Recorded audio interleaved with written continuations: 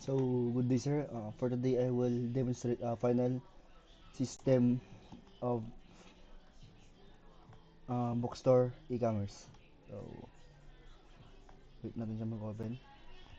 Then, punta tayo sa may login. Sa web muna tayo sir. So, yan. So, as you can see, this is the um, homepage sa admin. Then, punta tayo sa login. Naglagay tayo ng overlay dito na continue to login. Tas yes. So, ito yung login ng admin dashboard. So, login natin siya. And login successfully na overlay. So, ito yung dashboard natin. Naglagay lang tayo ng simpleng overlay dito sa may dashboard. Natin yan. Papakita yung overlay na to. Ito rin overlay din dito. Then sa bawat naglagay tayo ng hover nya. So, yan. Then, first is, tayo sa products. As you can see, ito yung products namin. So, bookstore siya. Tapos, ito yung product management. Pwede tayong maglagay ng book dito. Sample na lang ito. Tapos, lagay tayo ng hover sa bawat text box nyo. Then, add products natin. So, yun. Then, back natin siya. So, may orders naman. Ito yung orders. Sa may admin dashboard. Admin to, sir. Then, customers. Hover din lang nilagay natin dito.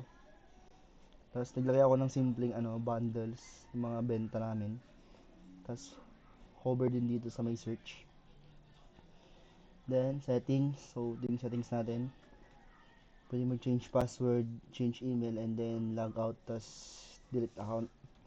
Naglagay lang ako ng hover dito sa may mga button. And report. Sa reports naman, ito yung reports. So, yan. And then, sa may support, ito yung support. Yan.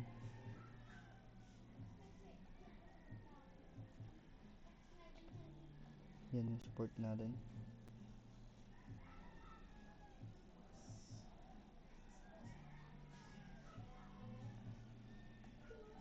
So, yan yung support. Then, pwede tayo mag-log out dito. Are you sure to log out? Log out natin siya. Naglagay tayo ng overlay na are you sure to log out. Tas, kapag no yung lagay natin, hindi siya magla-log out. Kapag yes naman, log out siya. So, the next is sa may user naman tayo. So, bawat text box, naglagay tayo ng hover na block. Show password, hover rin. Tapos, kapag wala tayong create account, muna tayo, create account. So, naglagay tayo ng overlay na you are now created account. Okay natin siya. So, yan. Tapos, login natin. So, yun. Ito yung products ng sa may user. Sa home muna tayo. So, ito yung home ko. Kinuha ko rin lang sa may sa may login.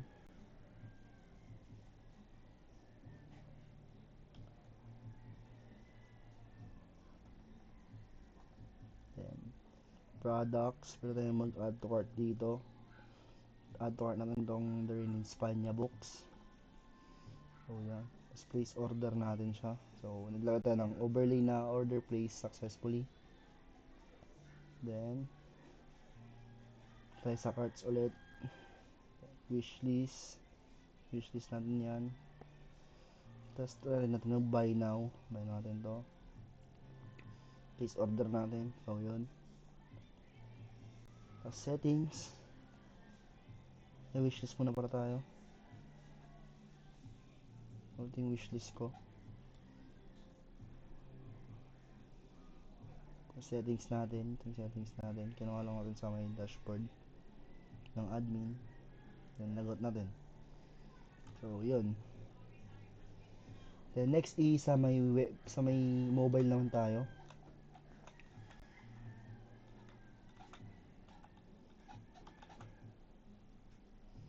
May admin na tayo. So, ito yung sa mobile. Login as admin. Tapos overlay ulit. Tapos ito yung dashboard. Then customer. Tapos products. Doon tayo maglagay ng ano dito. Tapos add product natin. So yun. Tapos add product. Tapos ito yung dashboard natin.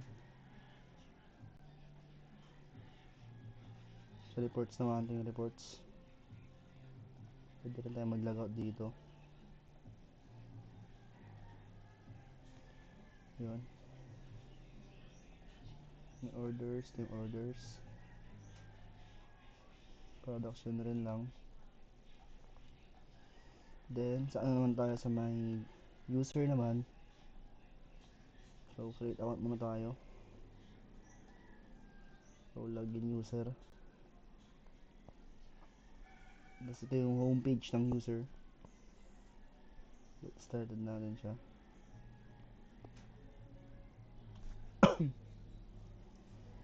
May carts. So, ito yung carts natin. Products muna tayo. Yung products natin, muna tayo mag-add to cart dito. Buy now natin siya. Buy now. Tapos, place order. So, yun. Wishlist. So, ito yung wishlist natin. Tapos, profile. Yung profile natin. Carts. So, yung carts. Buy na natin tong diamonds. Place order. Order place. So, yan. Yun lang po. Thank you, sir. Have a nice day, sir.